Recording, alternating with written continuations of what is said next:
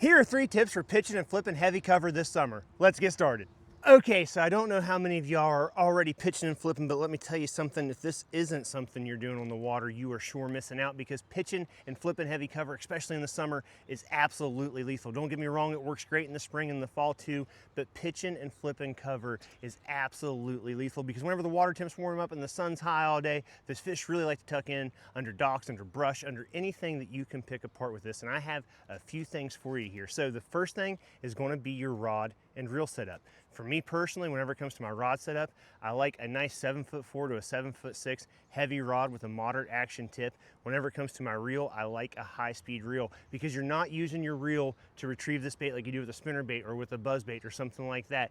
You're pitching this into your cover, you're letting it sink to the bottom, which is going to sink pretty fast. You're pulling it up and you're letting it fall into the next spot, or you're pulling it back to you. But the name of this game is being quick and being effective, because you want to get in one spot, out of that spot, back into the next spot, out of that spot into the next spot. And then whenever you finally get a hookup, you really want to be able to jack that fish and get him out of there as quick as possible, because he's in a lot of cover, and if he gets you wrapped up, you're not going to get him out of there. So a high-speed reel is probably one of the most important things to this game. The second thing I have for y'all is going to be your line selection. And again, you're pitching and flipping near heavy cover. There's a lot of stuff this fish can get you wrapped up in. He's going to pull you down really quick, so you need a heavy line. Don't get me wrong, I don't go to braid unless it's really heavy cover like lily mats and stuff like that.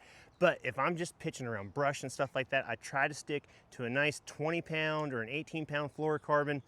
If it's really rough, I will go to straight braid. The reason I don't like to use straight braid whenever I'm pitching and flipping, or use straight braid for most applications, is because it doesn't have a lot of give to it, and you can pull that hook right out of the fish's mouth, or you can rip the fish's mouth. You can do yourself more harm than good with braid, because there's absolutely zero give to it. So that's why I like a nice fluorocarbon line. But don't get me wrong, I'm not going to cost myself bites. If there's really heavy vegetation, I will go to straight braid. And the third thing I have for y'all is going to be your weight selection. So for me, number one, I'm always going to use a bobber stop whenever I'm flipping and pitching heavy cover, just like you see here. For my weight selection, I tried to go with as light as I can get by with. If I'm pitching really heavy grass and stuff like that, I'll go with a 1/2 ounce, 3/4 of an ounce, or even a full ounce. But if I can get by with a 3/8 ounce, like if I'm fishing boat docks in clear water, if I'm pitching boat docks in clear water, and there's not a lot of brush around them, I'm going to use like a 1/4 ounce or a 3/8 ounce weight. If I'm fishing really heavy cover that's hard to get through, that's when I'll move up to the 1/2 ounce,